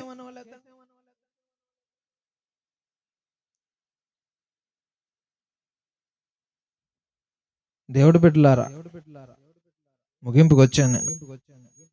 మీకంతా నేను సెలవిచ్చేది ఏంటంటే ఈ సందర్భంలో అలా గనక దేవుడు కొలిచాడంటే మనం ఎవరం కూడా ఆయన ముందు నిలబడం. అయితే ఇక్కడ ఒక చిన్న విషయం మనం గమనించాలి. ఇందులో పాపాలలో 2 రకాలు ఉన్నాయి. ఏమున్నాయి? 2 రకాలు. అవేంటంటే యోహాను రాసినటువంటి మొదటి పత్రిక 5వ అధ్యాయం 16వ వచనాన్ని చదవండి. తన సహోదరుడు మరణకరము కాని పాపము చేయగా ఎవడైనను చూచిన ఎడల అతడు వేడుకొనును.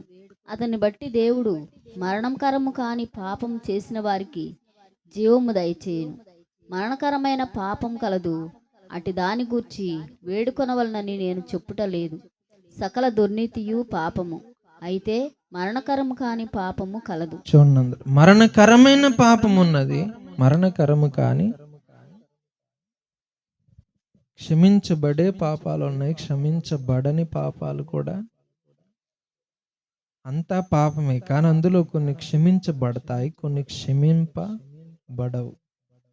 రక్షణ పొందిన తర్వాత క్షమింపబడని కొన్ని పాపాలు ఉన్నాయి. అవి చేస్తే మీకు ఇంకా క్షమాపణ రానే. క్షమించబడేవి కూడా ఉన్నాయి, అవి చేస్తే క్షమాపణ వస్తుంది. అది ఎంతవరకు కూడా చెప్తా. అయితే మీకు ఈ రెండింటికి మధ్య డిఫరెన్స్ చెప్తాను చూడండి. మీరు చెప్పండి, ఇప్పుడు ఎయిడ్స్ ఉంది, దానికి నయం చేయడానికి రోగానికి విరుగుడు ఉందా? మందు ఉందా? నయం చేయగలమా? లేదు కదా. అది మరణకరమైన రోగం. ఏ రోగం చెప్పండి? దానికి ఇక నయం చేయడం కష్టం. ఒక క్యాన్సర్ ఉంది, దానికి ఒక పర్టికులర్ మందు ఉందా? ఉందా? ఎవరు పాపా నువ్వు? క్యాన్సర్ కుందా? లేదు. మరణకరమైన జబ్బులవి. టీబీకి ఉంది కదా, వస్తే తగ్గించగలం. టైఫాయిడ్ కుందా? తగ్గించగలం. ప్రతి దానికి పలానా మందు ఉంది కదా. జ్వరం వస్తే పారాసిటమాల్ వేసుకోవాలి, తలనొప్పి వస్తే సారిడాన్ వేసుకోవాలి. ఇలాగ మనకి ఉన్నాయి. మరి ఎయిడ్స్ వస్తే ఏ మందు వేసుకోవాలి? క్యాన్సర్ వస్తే ఏం ట్రీట్మెంట్ ఇవ్వాలి? సరైన ట్రీట్మెంట్ లేవు. అవి మరణకరమైన జబ్బులు, వచ్చినంటే సావడమే. కానీ టీబీ అలా కాదు, తగ్గించవచ్చు. ఇంకొన్ని జబ్బులు ఉన్నాయి, ఆస్తమాలు, ఇవన్నీ తగ్గించవచ్చు ఏదోలా. జబ్బుల్లో తగ్గే జబ్బులు, తగ్గని జబ్బులు ఎట్లా ఉన్నాయో మరణకరమైన జబ్బులు, మరణకరం కాని జబ్బులు ఎలాగున్నాయో పాపాల్లో కూడా క్షమించబడే పాపాలు ఉన్నాయి, క్షమింపబడని పాపాలు ఉన్నాయి. అది మీరు తెలుసుకోవాలి. ఆ క్షమించబడని పాపాలు ఏంటో చెప్తాను, ఒక 2-3 నోట్ చేసుకోండి. ఎయిడ్స్ తెలుసా మీ అందరికీ? ఎయిడ్స్ అంటే ఏంటనుకున్నారు? ఎయిడ్స్ అనేది ఒక వైరస్. కరోనా వైరస్ ఎలాగో ఎయిడ్స్ కూడా ఒక వైరస్. అది దానికి మందు లేదు. అది క్షణక్షణం దాని రూపాన్ని మార్చుకోవడం ద్వారా లోపలుండి మందు ఉండదు. అది ఎలా పనిచేస్తుంది అంటే అది కొన్ని వేల పిల్లలు పెట్టేసుకొని అప్పుడు అటాక్ చేసి చంపేస్తుంది ఎయిడ్స్. అందుకని డాక్టర్ గారు మందు లేదు కాబట్టి ఒక టాబ్లెట్ ఇస్తాడు. ఆ టాబ్లెట్ వేసుకున్నప్పుడు ఒక 12 గంటలో 24 గంటలో ఆ వైరస్ HIV నిద్రపోద్ది. ఆ 12 గంటల 24 గంటల తర్వాత మళ్ళీ మత్తు పోద్ది, పవర్ పోద్ది. అప్పుడు అది మళ్ళీ లేస్తుంది. అది మళ్ళీ పిల్లల్ని పెట్టుకునే లోపల వీడు మళ్ళీ మందు బిళ్ళ ఇస్తాడు. అట్లా దాని పిల్లల్ని పెట్టుకోకుండా ఆ లోడ్ పెరగకుండా నియంత్రించడం వరకే ఉంది తప్ప పూర్తిగా తీసేయడం అనేది సాధ్యం కాదు. ఎయిడ్స్ ని దేవుడు పెట్టలారా, పాత నిబంధనలో కూడా పాపానికి మందు లేదు కానీ బలులు అర్పించేవాళ్ళు. ఏ బలులు? గొర్రెల యొక్కయు కోడల యొక్కయు రక్తాన్ని అర్పించేవాళ్ళు. అప్పుడు ఎయిడ్స్ లాంటి పాపాలు ఎలాగుండే అంటే నిద్రపోయేవి. ఏం చేసేవి? అయితే ఈ రక్త కణాలు చచ్చిపోయేవి. బ్లడ్ ఇస్తే ఎంతసేపు ఉంటుంది మన బ్లడ్? కొన్ని గంటల్లో ఉండదు కదా, చచ్చిపోతాయి బ్లడ్లో కణాలు. అందుకని ఈ రక్త కణాలు బ్రతికున్నంత సేపు కూడా ఆ పాపాలు నిద్రపోయేవి, బయటకు వచ్చేవి కాదు. HIV వైరస్ నిద్రపోయినట్లు. ఎప్పుడైతే గొర్రెల కోడెల రక్తం చనిపోతుందో అప్పుడు వెంటనే ఈ పాపాలన్నీ బతికేవి. పాపం పోయినట్ల ఉన్నట్ట. అది టెంపరరీ సొల్యూషన్, పర్మనెంట్ సొల్యూషన్ కాదు, పరిపూర్ణమైనటువంటి వైద్యం కాదు అది పాపానికి. అయితే యేసుక్రీస్తు తన రక్తం కార్చాడు కదా. ఈ రక్తము కార్చిన తరువాత గొర్రెల యొక్కయు కోడెల యొక్కయు ఎడ్ల యొక్కయు రక్తము ద్వారా మనకు పాప విమోచన రాదు. అవి మన పాపాలను తీసివేయడం అసాధ్యం.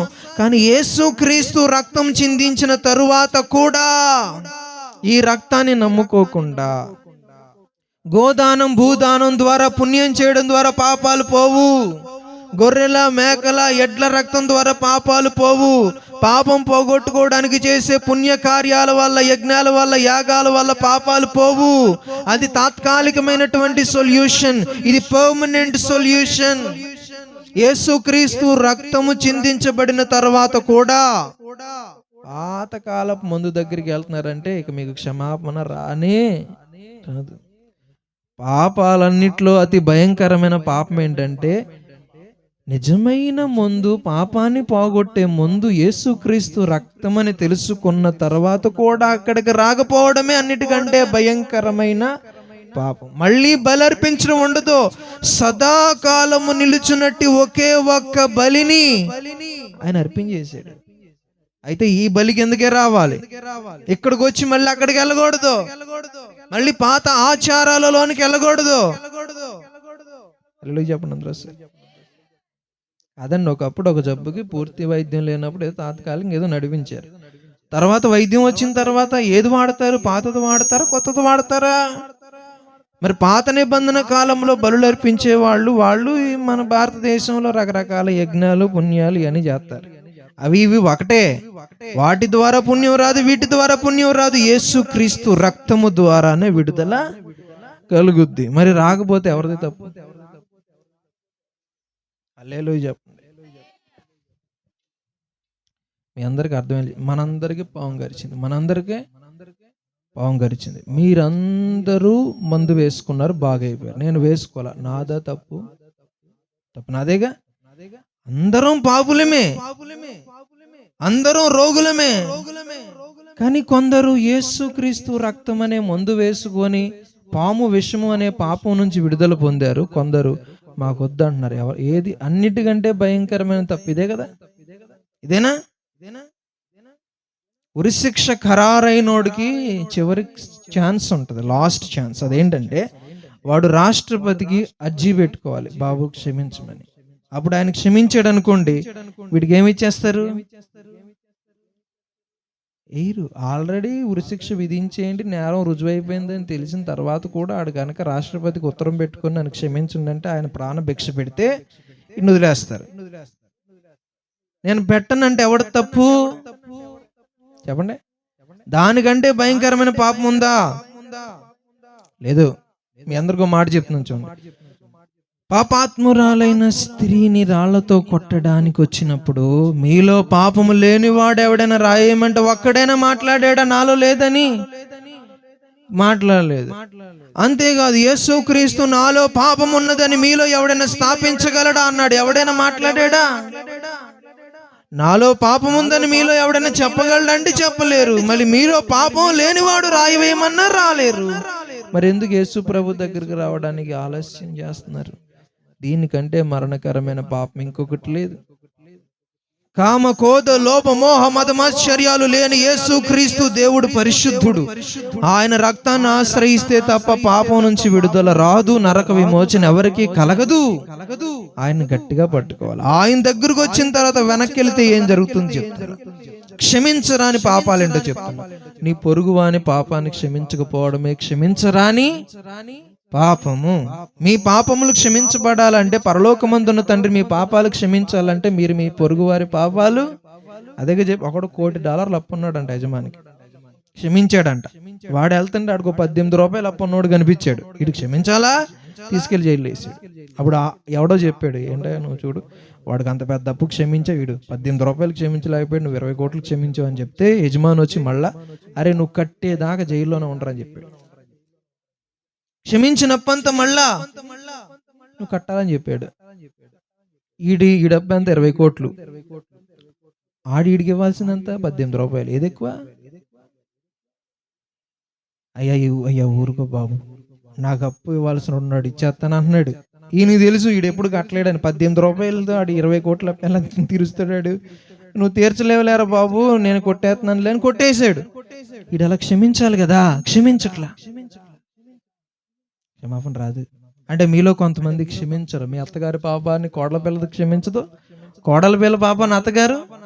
వీళ్ళు ఒకరు మొక్కలు ఒకరు, కానీ ఒక గుళ్ళోనే చేస్తారు. వీళ్ళందరూ ఒక గుళ్ళోనే పడి చేస్తారు. వీళ్ళు ఒకరినొకరు పగలు ప్రతీకారాలు ఉండే వాళ్ళు పరలోకం వెళ్తారా? ద్వేషాలతో కక్షలతో రగిలిపోయే వాళ్ళు పరలోకం వెళ్తారా? వెళ్ళరు. యేసు ప్రభు మార్గమే క్షమించుకోవడం కదా. క్షమాపణ రాదు, క్షమించడం రాదు. నువ్వు ఇతరుల పాపాలను క్షమించకపోవడమే క్షమించరాని పాపం. ఇక్కడ వరకు అర్థమైంది కదా. ఇంకోటి చెప్తున్నా, పరిశుద్ధాత్మకు విరోధంగా దూషిస్తే అది ఈ యుగమందైనను రాబో యుగమందైనను పాప క్షమాపణ లేదు. యేసు ప్రభు దయ్యాలను వెళ్ళగొడుతుంటే ఈయనకే దయ్యం పట్టింది, దయ్యం ద్వారా వెళ్ళగొడుతున్నారు అన్నారు వాళ్ళు. దేవుడు అంటాడు, వరే మీరు దూషించింది నన్ను కాదురా, పరిశుద్ధాత్మని. మనుష్య కుమారునికి విరోధముగా దూషిస్తే క్షమాపణ కలదేమో కానీ పరిశుద్ధాత్మకు విరోధంగా దూషిస్తే ఈ యుగమందైనను రాబో యుగమందైనను పాప క్షమాపణ లేదని చెప్పాడు. మరి చాలా మంది దైవజనులు ఆత్మపూర్ణులై దయ్యాలను వెళ్ళగొడితే యూట్యూబ్లో వెక్కిరించే వాళ్ళు ఉన్నారు, ట్రాల్స్ చేసే వాళ్ళు ఉన్నారు, అన్ని భాషలు మాట్లాడితే వెక్కిరించే వాళ్ళు ఉన్నారు. ఆత్మ ద్వారా రోగాలు బాగు చేస్తే అది వెక్కిరించడమే, అన్ని వెక్కిరించడమే. వీళ్ళకి క్షమాపణ రానే రాదు. సాతాను ఎక్కడైనా వెళ్ళకూడదా, తెచ్చుకుంటుందా ఇంకొక 7? అక్కడదే నేను చెప్పేది. ఇప్పుడు కూడా ఆ 10వ అధ్యాయాలు మీరు చదివింది 7 దయ్యాలు తెచ్చుకుంది కదా, అక్కడే ఈ దయ్యాన్ని వెళ్ళగొడితే వాళ్ళు అలా వెక్కిరిస్తే దేవుడి ఉపమానం అంతా చెప్పుకొచ్చాడు. ఒక దానికి ఒకటి విరోధముగా ఏర్పరచబడిన రాజ్యం వర్ధిల్లనే, ఆ రాజ్యం వర్ధిల్లదు. దయ్యాలు ఎందుకు? సాతాను ఎలా వెళ్ళగొట్టుకుంటుందో తెచ్చుకుంటాయి ఇంకా ఎక్కువ. దావీదును వెక్కిరించిన వాళ్ళ ఆవిడ మేకాలు ఏమైంది? గర్భం మోయబడింది. ఆత్మపూర్ణుడై నాట్యం ఆడుతుంటే వెక్కిరించింది. పరిశుద్ధాత్మలో నిండి ఆనందించినా ఏం చేసినా తప్పే. వీళ్ళకి వెక్కిరిస్తారు, వెటకారం ఆడతారు, క్షమాపణ రానే. అలా చేయకండి. మీరు ఆత్మపూర్ణులను వెక్కిరిస్తే వాళ్ళని వెక్కిరించినట్లు కాదు, వారిలో ఉండి మాట్లాడిన యేసు క్రీస్తుని వెక్కిరించినట్లు. హల్లెలూయా చెప్పండి. హల్లెలూయా. ముందుకెళ్తున్నాను నేను. ఇవన్నీ క్షమాపణ లేని పాపాలు. ఇవి పొరపాటును కూడా మీరు చేయనే. మరికొన్ని ఉంటాయి, అవి నేను చెప్పట్లేదు, టైం అయిపోయింది. ఇప్పుడు క్షమించబడే పాపాలు ఉన్నాయి కదా, అవి ఎప్పటికైనా క్షమించేస్తాడా? దానికి సంబంధించి ఒక మాట చెప్పి ముగిస్తా. యాకోబు రాసిన పత్రిక 4వ అధ్యాయం అనుకుంటా, చూడండి దేవుడు బిడ్డలారా. యాకోబు రాసిన పత్రిక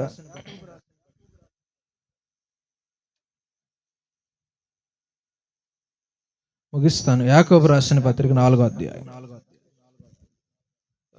అదేనా 15-16 చూడండి. ప్రతివాడు తన స్వకీయమైన దురాశల చేత, మైక్లో చదవమని బోర్డులని జాలు చెప్పారు.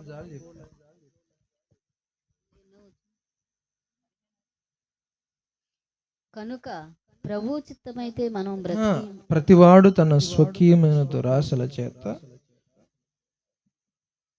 మొదటి అధ్యాయం 15వ వచనం చూడండి.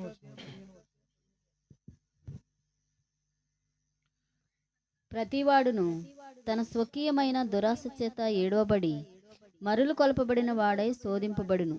దురాశ గర్భము ధరించి పాపమును కనగా పాపము పరిపక్వమై మరణమును కనును. అందరు చెప్పండి. దురాశ గర్భము ధరించి పాపమును కనుగా పాపము పరిపక్వమై మరణాన్ని కంటుంది.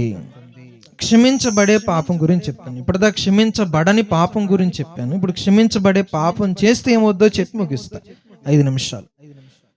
దురాశ గర్భం ధరించి పాపాన్ని కంటే పాపం పరిపక్వమై ఏం కందండి అంటే దురాశ పాపాన్ని కంది, పాపము మరణాన్ని కంది.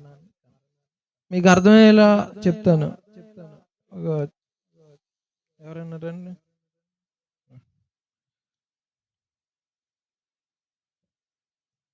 ఇప్పుడు ఈ పాపం చూస్తున్నారు. ఇప్పుడు పాప పేరు దివ్య. దివ్య అమ్మగారి పేరు శారా. శారా అమ్మగారి పేరు రాణి. రాణి దురాశ. చెప్పండి, రాణి ఎవరు? దురాశ. శారా ఎవరు? పాపం. దివ్య ఎవరు? మరణం. అర్థమైంది మీ అందరికి? మనవరాలేమో మరణం, పాపమేమో కూతురు, దురాశ ఏమో అమ్మమ్మ. మీకు అర్థమైపోయింది క్లియర్గా? కూర్చో. ఇప్పుడు చూడండి, ఈ దురాశ పాపం చేయిస్తే పాపము గర్భము ధరించి మరణాన్ని కంటుందని ఉందా లేదా? పాపం గర్భం ధరిస్తుందంటే ఒక బిడ్డకు జన్మనిచ్చినట్లేగా. అంటే పాపాన్ని శిశువుతో పోల్చాడా లేదా? దురాశ పాపాన్ని కంది. అప్పుడు దురాశకి పాపం కూతురా కాదా? శిశువా కాదా? ఇది పరిపక్వమై పండి మరణాన్ని కంటుంది. మరణం అంటే 2వ మరణం అగ్నిగుండం. ఇప్పుడు చాలా జాగ్రత్తగా వినండి. పాపాన్ని శిశువుతో పోల్చినప్పుడు శిశువుకు దశలు ఉంటాయా ఉండవా? బాల్యం, యవ్వనం, వృద్ధాప్యం ఉంటాయా? బాల్యం, శైశవం, కౌమారం, యవ్వనం, వృద్ధాప్యం. బోలెడు ఉంటాయి, మనకు అన్నొద్దు. 3: బాల్యం, యవ్వనం, వృద్ధాప్యం. మీరే చెప్పండి దేవుడి బిడ్డలారా, బాగా ఆలకించాలి. ఎన్ని సంవత్సరాలు బ్రతుకుతాడు మనిషి? జనరల్గా 70. మోషే ప్రకారం ఎన్ని? మనిషి బతికితే 70, ఎక్కువ ఆయుష్ ఉంటే 80. అయినా ఆయాసం పాయాసం. ఓకే, ఇప్పుడు 70 సంవత్సరాలు. మీరు చెప్పండి. ఇప్పుడు పిల్లోడు ఇక్కడ పుట్టాడు. ఇక్కడ పిల్లోడు ఈడు. చెప్పండి, ఎవడు? పిల్లోడు. ఈడు పిల్లోడు. ఈడు వయసు అంతా 2 నెలలు అనుకుంది. ఎన్ని నెలలు? ఇప్పుడు ఈడు ఇక్కడ పుట్టాడు, అవునా? ఇక్కడ నుంచి ఇక్కడికి వచ్చాడు. ఇప్పుడు ఈడు ఎవడో యవ్వనస్తుడు. ఎన్ని సంవత్సరాలు? 35. ఎన్ని? 35. ఇక్కడ నుంచి ఇక్కడికి వచ్చాడు. ఎన్ని సంవత్సరాలు? 70. ఇప్పుడు చెప్పండి, ఈడు ఇక్కడ ఉన్నప్పుడు వీడికి పుట్టినరోజు ఉందా లేదా? ఉందా? ఇక్కడ పుట్టాడు, ఇది పుట్టినరోజు. ఓకే, ఇక్కడ చచ్చిపోయాడు. ఇదేంటిది? ఇది దినం. ఇది జన్మదినం. ఇది పెద్దదేనో చిన్నదేనో మన తద్దినం అన్ని ఈ మనకి దరిద్రాలు మనకు బాగా. 3వ దినం, 7వ దినం. చెప్పండి, 3వ దినం, 7వ దినం, దినం చెయ్య కదా. సరదాగా నన్ను సుమా వసంత వాడాలి, క్షమించాలి. ఇది జన్మదినం, ఇది మరణ దినం. ఓకే, ఇప్పుడు వీడు ఇక్కడ ఉన్నప్పుడు వీడు ఏ దినానికి దగ్గరగా ఉన్నాడు? జన్మ దినానికి. వీడు చావుకి ఎంత దూరంగా ఉన్నాడు? ఇంకా 70 సంవత్సరాల దూరంగా ఉన్నాడు. ఎంత? 70 మైళ్ళు అనుకుందాం. ఎంత అనుకుందాం? 70 మైళ్ళు, 70 సంవత్సరాలు. ఇంత దూరంగా ఉన్నాడు వీడు. అవునా కదా? వీడు ఇక్కడికి వెళ్ళాలంటే వీడు పుట్టుకు దినానికి దగ్గరగా ఉన్నాడా, చావు దినానికి దగ్గరగా ఉన్నాడా? అంటే వీడికి బతికే అవకాశం ఎక్కువ ఉందా, చచ్చే అవకాశం ఎక్కువ ఉందా? అవునా కదా? ఇన్ని సంవత్సరాలు బతుకుతాడు వీడు. ఇప్పుడు వీడు ఇక్కడి నుంచి ఇక్కడికి వచ్చేసాడు. ఇప్పుడు వీడు రెండింటికి ఎలాగున్నాడు? 50-50. వీడు బతకడం ఏంటి చెప్పండి? 35 అయిపోయినాయి ఆధార్ కార్డులో, ఇంకేనా ఉన్నాయి? ఇంకో 35 ఉన్నాయి. ఆ తర్వాత వీడు బకెట్. అర్థమైందా? చచ్చే అవకాశమే, బతికే అవకాశం తగ్గింది. ఇప్పుడు ఎక్కడికి వచ్చేసాడు? ఇక్కడికి వచ్చేసాడు. ఇప్పుడు వీడు పుట్టుకు దినానికి ఎంత దూరం అయిపోయాడు, చావుకి ఎంత దగ్గర అయిపోయాడు చెప్పండి? 70 సంవత్సరాలు వచ్చాయంటే ఆడు చావడానికి సిద్ధంగా ఉన్నాడని అర్థం. అర్థమైంది మీ అందరికి? బతికే అవకాశం తక్కువ, అని బతికించలేం. మీరే చెప్పండి దేవుడు బిడ్డలారా, ఆలోచించండి. ఇప్పుడు వీడికి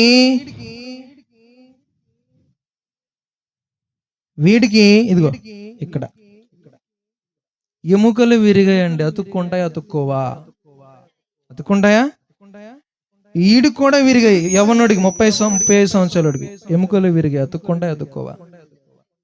ఈడికి విరిగితే అతుక్కుంటాయా? అర్థమైంది మీ అందరికి? ఈయన బాగు చేయడం కష్టం. వృద్ధుణ్ణి, వయసు పండింది కదండి. పాపం పండిన వాళ్ళను కూడా బాగు చేయలేం అంటాడు. బాబా వేదోలా బతికించండి అని ఈ ముసలోడు కూతుర్లు కొడుకులు అంటే ఆయనలు అంటారు. అయ్యా ఎముకలు ఇరిగినాయి, మేము కట్టుకడతాం కానీ బాడీ ట్రీట్మెంట్కి సహకరించదు.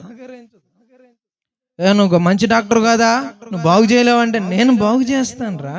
నీ బాడీ సహకరించాలిగా, నీ బాడీ మందులకు రెస్పాండ్ అవ్వాలిగా. కిడ్నీలు, లివర్లు మొత్తం డ్యామేజ్ అయిపోయినాయి, ఏం బాగు చేయాలి? అక్కడ కాస్త కూస్తో డ్యామేజ్ అయితే బాగు చేస్తాం, మొత్తం నాశనం అయిపోయినాయి, తినేసినాయి, ఏం బాగు చేస్తామండి? డాక్టర్ గారు బాగు చేసేవాడే యేసు ప్రభు, క్షమిస్తాడు. కానీ నువ్వు బాగవ్వు, అట్టి వాణిని మారు మనసు పొందినట్లు నూతన పరుచుట అసాధ్యం. అది జరిగే పని కాదు. నీకు అర్థమై ఉంటుంది. దేవుడు క్షమిస్తాడు కదా. ఎక్కడ లేదు నీకు అవకాశం లేదు. క్యాన్సర్ పేషెంట్లు తెలుసా, వాళ్ళకి సెలైన్లు పెట్టాలి, గొంతు దగ్గర పైపులు వేసేస్తారు, పళ్ళు ఊడిపోతాయి, కీమోథెరపీ చేస్తారు. వాళ్ళకి కీమోథెరపీ చేసేటప్పుడు, కరెంట్ షాక్ ఇచ్చేటప్పుడు ఆ నరాలన్నీ కాలిపోతుంటాయి. గొంతు దగ్గర మాట రాదు వాళ్ళకి. గొంతు దగ్గర పైపులు వేయడం, సెలైన్ల ద్వారా వాళ్ళకి ఏదో ఫ్లూయిడ్స్ ఎక్కించి బలపరచాలి తప్ప వాళ్ళు తినలేరు. మాటలు కూడా రావిక, మాట కూడా పడిపోద్ది, జుట్టు ఊడిపోద్ది, పళ్ళు ఊడిపోతాయి. అలాంటి వాళ్ళకి సెలైన్ల ద్వారానే ఫుడ్ లోపల, సెలైన్ల ద్వారానే బలపరచాలి అలా. అయితే మీ అందరికీ మాట చెప్తా వినండి.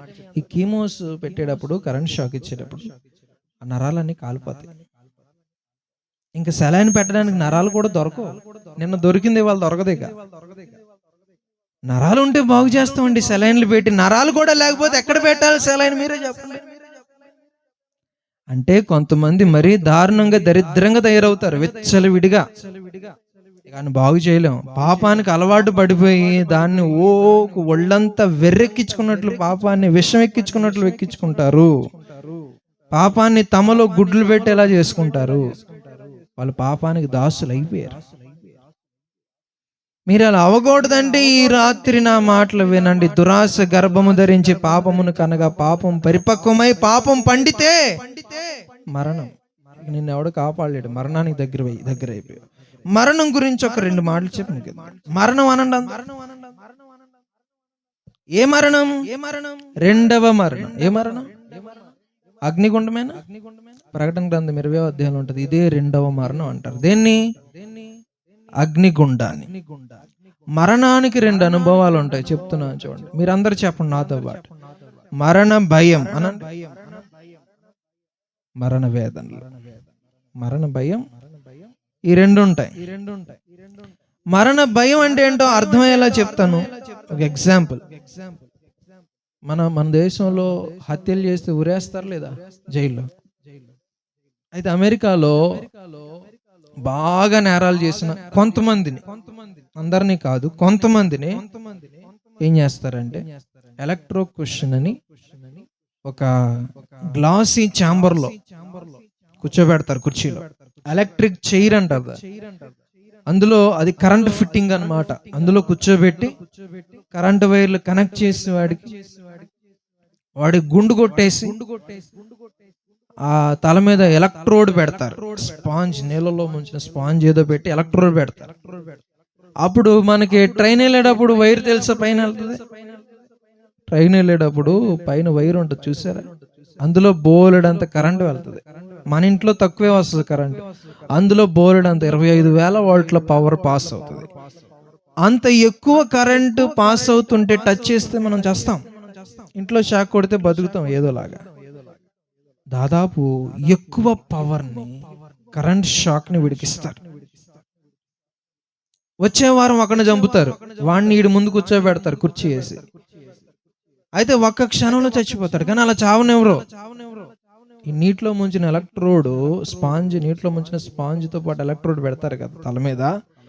ఈ కరెంట్ షాక్ కి ఆ ఎలక్ట్రోడ్ కి మధ్య వీడు ఒక 2-3 సెకండ్లో చావాల్సినోడు ఒక 3 నుంచి 5 నిమిషాల పాటు బేభత్సమైన నరకం అనుభవించి చేస్తాడు. ఈ రెండిటి మధ్య ఉన్నప్పుడు, పీకులాడుతున్నప్పుడు వాడి కళ్ళు ఊడి బయటకు వచ్చేస్తాయి, తల పగిలి, డిప్ప పగిలి మెదడు బయటకు వచ్చేస్తుంది, నాలుగు కట్టయి బయటకు వచ్చేస్తుంది. అట్లా 5 నిమిషాలు బేభత్సమైన నరకం అనుభవించిన తర్వాత ఆడు చచ్చిపోతాడు. ఇదంతా ఎవరు చూశారు? వచ్చే వారం చస్తాడు ఆడు కూడా ఇలాగే. ఆడి దగ్గరికి వెళ్ళి చెప్తారు, ఒరే బాబు వచ్చే వారం నువ్వు కూడా ఇలాగే చేస్తావు, అక్కడే చేస్తావు అని చెప్తే ఆ వారం రోజుల పాటు వాడుకుండే భయాన్ని మరణ భయం అంటారు. ఏమంటారు? అంత భయంకరంగా ఉంటుంది. వీడు మరణ వేదనలు అనుభవించాడు, వాడు మరణ భయం. సో నరకం అనేది ఎట్లా ఉంటది అంటే అగ్ని ఆరదు, అవునా, కర్ర విరగదు. చంపనైనా చంపే, లేకపోతే వదిలేనని వదిలే అంటే చంపడో వదలడు, నువ్వు నిదానంగా సావాలి, దాన్నే నరకం అంటారు. హల్లెలూయా. దాని గురించి ఒక మాట చెప్తున్నా, భూమి మీద ఉంటదండి.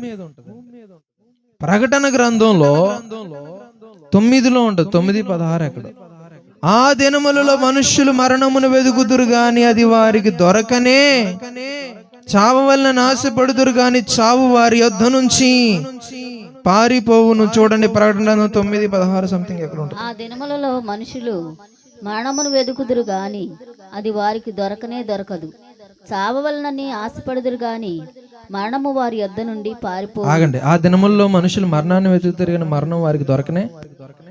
ఎలా వెతుకుతారు? బస్ స్టాండ్ వెతుకుతారా? ఎక్కడ వెతుకుతారు? ఆత్మహత్య చేసుకుంటారని అర్థం. వాళ్ళు ఆత్మహత్య చేసుకున్నావు, చావు వస్తుంది వాళ్ళకి. చద్దాం అనుకున్నారంటే ఎంత బాధ అయితే చద్దాం అనుకుంటారు, అయినా చావు వస్తుంది రాదు. అంటే ఏంటనుకున్నారు? ఒక రైల్వే పట్టాల మీద వెళ్ళి పడుకుంటాడు, ట్రైన్ వస్తుంది, వాడి మీద ఎక్కుద్ది, కాళ్ళు తెగట్టు పడితే, తలకైతే గిట్టు పడుతుంది, మధ్యలో మొండె నుజ్జు అవుతుంది, రక్తం వస్తుంది, కానీ చావు రాదు. ఆడ బాధ పడాల్సిందే. ఆ రోజుల్లో చావు రాదు.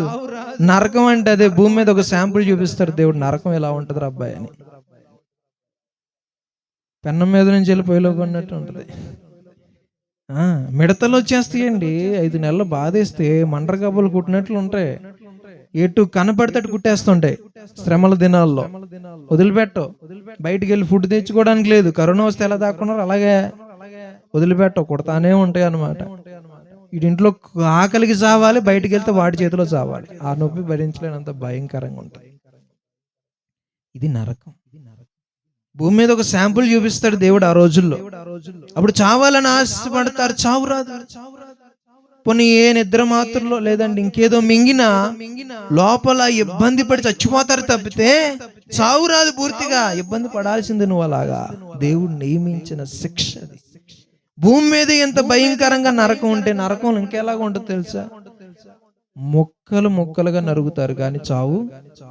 అగ్ని ఆరదు, పురుగు చావదు అంటే అదే కదా. చేపను కోసినట్టు కోస్తారు, రక్తం వస్తుంది, నొప్పి ఉంటది కానీ చావు.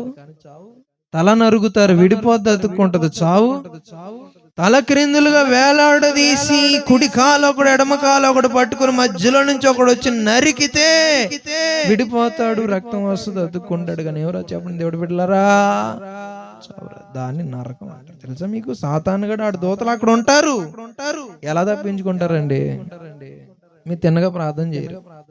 ఇవాళ ఇక్కడ ప్రార్థన పెడుతుంటే ఎవరో చెప్పారండి, బాబు 10 గంటల దాకా ఉంటారు, ఇంకొంటారు అయ్యా అని చెప్తే నేను టైం చూసుకొని పరిగెత్తుకుంటూ వచ్చాను. హల్లెలూయా.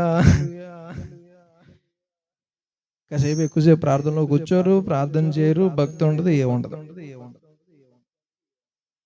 వాక్యానుసారంగా నడవరు. ఎలా తప్పించుకుంటారు? అపవాదికి నీ వాడి దూతలకు సిద్ధపరచబడిన అగ్నిగుండంలోనికి. చెప్పట్లా? అదేనా ఉంది యేసుప్రభు అదేనే చెప్పింది. మీ అందరికి అర్థమయ్యేలా ఒక జైలు ఉంది. ఆ జైలు 500 మంది పడతారు. ఎంతమంది? కానీ 7,000 మంది ఉంటారు ఖైదీలు. అక్కడికి ఎవరు వెళ్ళరు. ఆఫ్రికాలో నుంచుంటేనే ఉంటారు, కూర్చోవడానికి కూడా ఉండదు. స్నానాలు గినాలని దేవుడే. అక్కడ ఒకరినొకడు చంపుకొని కొరుక్కొని తినేస్తుంటాడు. కేసు పెట్టడానికి లేదు, ఎందుకంటే వాళ్ళు అసలు మృగాలు అయిన వాళ్ళని అక్కడ, మృగాలు లాంటి మనుషుల్ని అక్కడ పెడతారు. అక్కడికి ఎవరు వెళ్ళరు. ఆల్రెడీ నేరం చేసిన వాళ్ళని అక్కడ పెట్టారు. ఇంకా వాళ్ళు నేరం చేస్తే ఇంకెవరికి చెప్తామండి? అచ్చం అట్లాగే నేరస్తులైన సాతాను వాడి దూతలు అగ్నిగుండంలో ఉంటారు. అక్కడికి వెళ్ళిపోయిన తర్వాత ఇంకా వాళ్ళ మీద నేరం మోపడానికి ఇంకా ఆయన ఎక్కడికి పంపించాలి? నరకంలోనికి పంపించాడు. భయంకరమైన చీకటి, చిమ్మ చీకటి, చిక్కటి చీకటి, ఏమీ కనపడవంట నరకంలో. ఈ నల్ల గుడ్లు కూడా ఉండవంట నరకంలో మనకి. ఎందుకంటే అగ్ని మండుతుంటే ఆ వెలుగులో ఏమైనా కనపడద్దేమో అవి కూడా తీసేస్తారు, పీకేస్తారు. సో దేవుడు బిడ్డలారా, ఒక ఆయన నరకానికి వెళ్ళాడు. ఒక 28 నిమిషాలు అంత ఉన్నాడు ఆయన. భయంకరంగా ఉన్నాడు నరకం. విచిత్రమైన పెద్ద పెద్ద పాములు అన్నీ ఉన్నాయంట అక్కడ. భయం వెగడు బుట్టేలా ఉంది. చిమ్మ చీకటి, 15 అడుగుల ఎత్తు గోడలు ఉన్నాయి అక్కడ, ఎక్కి వెళ్ళడానికి లేదు. పాము లాంటి జీవి ఒకటి ఉందంట 10 అడుగుల ఎత్తు, ఇంకో రకమైన జీవి ఏదో ఉందంట. భయంకరమైన దుర్వాసన, ఏదో భాషలో మాట్లాడుకుంటున్నాయంట. భయంకరమైన కోపంతో ఈయన్ని చూస్తున్నాయంట. ఇట్లా లేపి అట్లా గోడకేసి కొడితే ఈయన్ని ఎముకలు మొత్తం విరిగిపోయి కింద పడిపోయాడంట. అప్పుడు ఇంకో జీవి వచ్చి ఇలా రొమ్ము కానించుకుందంట. పొలుసులన్నీ ముళ్ళన్నీ దిగిపోయి బబుల్ గమ్ ఊడొచ్చినట్లు వచ్చాడంట. తర్వాత వదిలేసాయి. ఎట్లా ఒకటి నెట్టుకుంటూ వెళ్తుంటే ఎక్కడో గుహలాగా చిన్న వెలుగు కనబడుతుందంట. అమ్మ అక్కడ గుమ్మం ఉందని అట్లా వస్తే కష్టపడుతూ అక్కడ ఆ గుమ్మం దాటి బయటకు వస్తే అక్కడ అరుపులు, కేకలు, బుర్ర పగిలిపోతుంది. తలంపులను కేంద్రీకరించుకోవడం కష్టమైపోతుందంట. ఎందుకంటే ఆ అరుపులకి ఆలోచన పనిచేయట్లా. మన పిల్లలు కాసేపు ఏడిస్తే చచ్చిపోతాం, కానీ అక్కడ ఏడుపును పండ్లు కొరుకుటయు ఉండును. పిచ్చి పిచ్చి జంతువులు ఉన్నాయంట, వెగటు పుట్టేవి పెద్ద పెద్దవి పైన ఆ గుహల్లో, నరకంలో. ఇలా బోల్డ్ అని చెప్పాడని నేను చెప్పలేను. తర్వాత ఆయన మారిపోయి పుస్తకమే రాసేసాడు దాని మీద. తర్వాత ఎక్కడో యేసు ప్రభు కనబడుతున్నాడంట పైన, ప్రార్థన చేసుకున్నాడంట. అక్కడికి యేసు ప్రభు తీసుకుని వెళ్ళి, ఇది నరకంరా, దీని గురించి జనాలకు చెప్పు, ఇక్కడికే వస్తారు, ఇది ఎంత భయంకరంగా ఉంటుందని చెప్పు. వాళ్ళు ఏదో సరదా అనుకున్నారు, కాదు, ఇది భయంకరం. ఇక్కడ అగ్ని మాత్రమే కాదు, పిచ్చి పిచ్చి జంతువులు అన్నీ ఉంటాయి. దేవదూతల్లో కొన్ని జంతువులు కూడా ఉన్నాయి. ఇది నరకం. అక్కడ ఫుట్బాల్ ఆడతారు చెప్తున్నారు నరకంలో. అందుకనే ఇది మరణ వేదన. చెప్పండి ఏంటండి ఇది? అగ్ని ఆరదు, పురుగు. అందరికి ఒకే శిక్షలు ఉండవు నరకంలో. కొందరికి ఎక్కువ ఉంటాయి, కొందరికి తక్కువ ఉంటాయి, చేసిన పాపాలను బట్టి. అయ్యో కోరజీన్, అయ్యో బేత్సయిదా, మీ మధ్య చేయబడిన అద్భుతములు సొదొమ గొమొర్రా పట్టణముల్లో చేయబడిన యెడల వారు ఆ రోజే మారు మనసు పొంది ఉండేవారు. విమర్శ దినమున వారి గతి మీ గతి కంటే వారు తగినదై ఉంది. వాళ్ళకి తక్కువ శిక్షలు ఉంటాయి. ఆమేన్ చెప్పండి అందరూ. కాబట్టి ఇకను పాపము చెప్పట్లేదు మీరు ఎవరు. ఇకను పాపము చేస్తే ఏమవుద్ది? ఎవ్వడు మిమ్మల్ని కాపాడలేడు. మీరు పాపం చేసుకోవడానికి లైసెన్స్ ఉంటే గనక దేవుడు భూమి మీదకి వచ్చి చచ్చిపోతాడా? అంత సరదాగా ఉంది. కొంతమంది గొళ్ళు తిమ్మిరిగా ఉంటుంది అన్నమాట. దయచేసి మీరు మానేయండి. మోకాళ్ళ మీద ప్రార్థన చేయడం నేర్చుకోండి. ఉపవాసం ఉండడం అలవాటు చేసుకోండి. ఎక్కువగా ప్రార్థనలో గడపడం నేర్చుకోండి. పెద్దో సంపాదించేశారు కానీ చాలు. దేవుని తెలుసుకోండి, దేవుని సంపాదించుకోండి, పరలోకం లభిస్తుంది. మీలో చాలా మంది గుడికి వెళ్తారు తప్ప దేవుడితో మీకు సంబంధం ఉండి సావనే సావదు. సరైన భక్తే ఉండదు, ఏమీ తెలియదు. మీరు నిజముగా దేవుణ్ణి సంపాదించుకోకపోతే, క్రమముగా బ్రతకకపోతే మిమ్మల్ని ఎవ్వడూ కాపాడలేడు. పంచభూతములు మిక్కుటమైన వేండ్రముతో లయమైపోయే రోజులు రాబోతున్నాయి. ఆకాశములు మహాధ్వనితో గతించిపోయే రోజులు రాబోతున్నాయి. భూమి మీదకి తెగుళ్ళు మిడతలు రాబోతున్నాయి. నీళ్లు రక్తంగా మారబోతున్నాయి. ఆకాశమందలి శక్తులు కదిలించబడతాయి. ఆకాశ నక్షత్రములు భూమి మీద రాలుతాయి. సూర్యుడిని చీకటి కమ్మును, చంద్రుడు కాంతినివ్వడు, భయోత్పాతములు వస్తాయి. ఎంత మాత్రము తప్పించుకోలేరు. అనేకులు ధైర్యము చెడి కూలిపోతారనేది నిజం. కాబట్టి మీరు అనుకున్నారు, మళ్ళీ మీరు ప్రార్థనలకు వెళ్లకుండా, సండే ప్రార్థనలకు వెళ్లకుండా, కరోనా వచ్చి లాక్డౌన్ పెట్టి కర్ఫ్యూ విధించి మిమ్మల్ని 4 గోడల మధ్యలో బంధిస్తారు. చూసుకోండి. మళ్ళీ హాస్పిటల్ తీసుకెళ్లి చంపేసే ప్రమాదాలు ఉన్నాయి. కరోనా కాకపోతే ఇంకో జబ్బు. తెగుళ్ళు రాకుండా ఉండవు. తెగుళ్ళు 6 నెలలకైనా సంవత్సరానికైనా మళ్ళీ వస్తానే ఉంటాయి. సామూహికంగా అందరూ కూడా క్యూ కట్టాల్సిందే. ఎప్పుడు పోతామో తెలియదు కాబట్టి సిద్ధపడండి. ఇంకా జాగారం చేయకండి, చేయకండి. ఇక్కడ మీరేం చెయ్యాలంటే సిద్ధపడండి. పాపం జోలికి వెళ్ళకండి. మీరు చెలగాటం ఆడారంటే పోతారు. అంటే ఇది చాలా సీరియస్. అందుకే మేము పని కట్టుకుని ఎంతసేపు మీకు మేము చెప్తున్నాం. నా మాటలు ముగిస్తున్నాం. దేవుడు పెట్టారా, మీరందరూ కూడా హెచ్చరిక చేస్తున్నాను. అదేంటంటే మళ్ళీ కరోనా లాంటి తెగుళ్ళు వస్తాయి. ఏ ప్రభుత్వం కాపాడలేదు, ఏ ముఖ్యమంత్రి కాపాడలేడు, ఏ ప్రధానమంత్రి కాపాడలేడు. అందరినీ కూడా సామూహికంగా చంపేసే రోజులు దగ్గరలో ఉన్నాయి. హాస్పిటల్లో చంపేస్తే కరోనా పేషెంట్లని ఎవరేం చేయగలిగారు? ఎవరేం చేయలేరు. దానంతట అదే పోతే దేవుడు దాన్ని పోగొడితే తప్ప మనం ఈరోజు బతుకున్నాం. కానీ ఎవడు దాన్ని తీసేయాల? ఏ ప్రధానమంత్రి, ఏ ముఖ్యమంత్రి ఎవడు కాపాడలేడు. దేవుడు చేతుల్లో ఉన్నాయి తెగులు. దేవుడు పంపితే వస్తాయి తెగులు. మీరేం తెలుసుకోవాలి? దేవుడికి భయపడండి. శరీరమును చంపిన తర్వాత ఆత్మను ఏమీ చేయలేని వాడికి భయపడకండి. శరీరమును ఆత్మను కూడా అగ్నిగుండములో వేసి నశింప చేసే వాడికే భయపడండి. ఆమేన్ చెప్పండి. తల్ల వంచండి.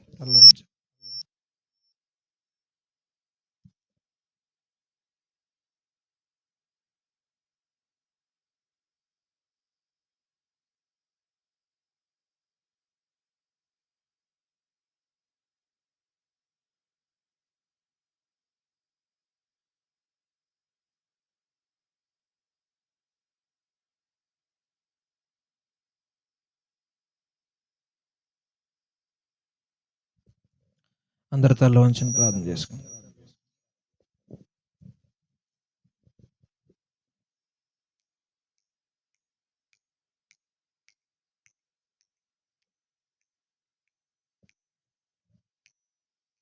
అందరూ ప్రార్థన చేసుకుని ఒక్క 2 నిమిషాలు.